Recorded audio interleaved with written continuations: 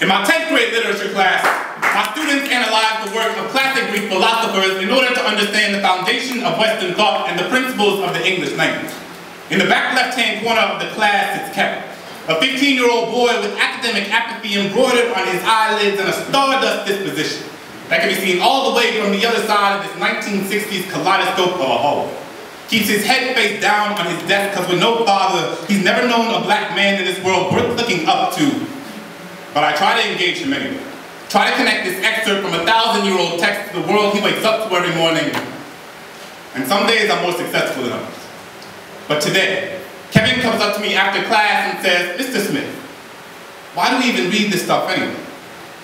So I tell him, Kevin, Socrates was killed for political dissension. This world wants to either see you killed or sit in detention. His time was more similar to yours than you think, but now Athenian and Spartan militias manifest themselves in bandanas and brown skins, so I beg of you, don't become part of a war in which you were never meant to fight.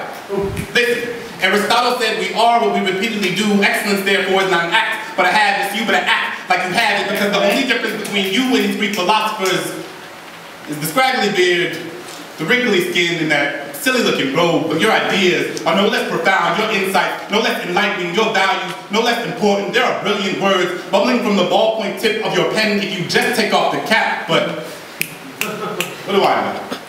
I'm just a 24-year-old public school teacher who continuously questions everything he's ever known. We have skin of a common complexion, but a lifetime of experiences more dissimilar than the solar system, so who am I to come into this classroom and tell you what to do? A quarter lifetime with the missteps has taught me that my savior complex is something I need to shed from my skin, so trust, I'm not trying to save you because I'm still trying to save myself. Honestly, how can I teach him to believe that he is Plato when gentrification has taught me he is nothing more than Plato, something to be moved and molded at will by those doing the sculpting, so there's only one thing left to do. Become the sculptor and not the sculptor.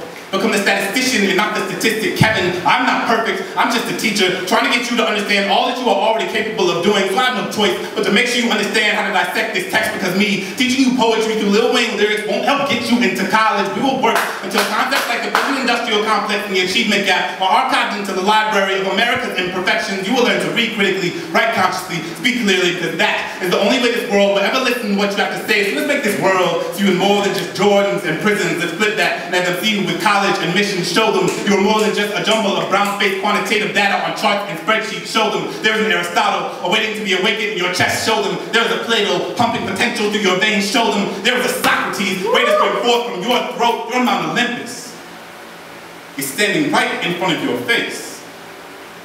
So now it's time to pick up your head and start climbing.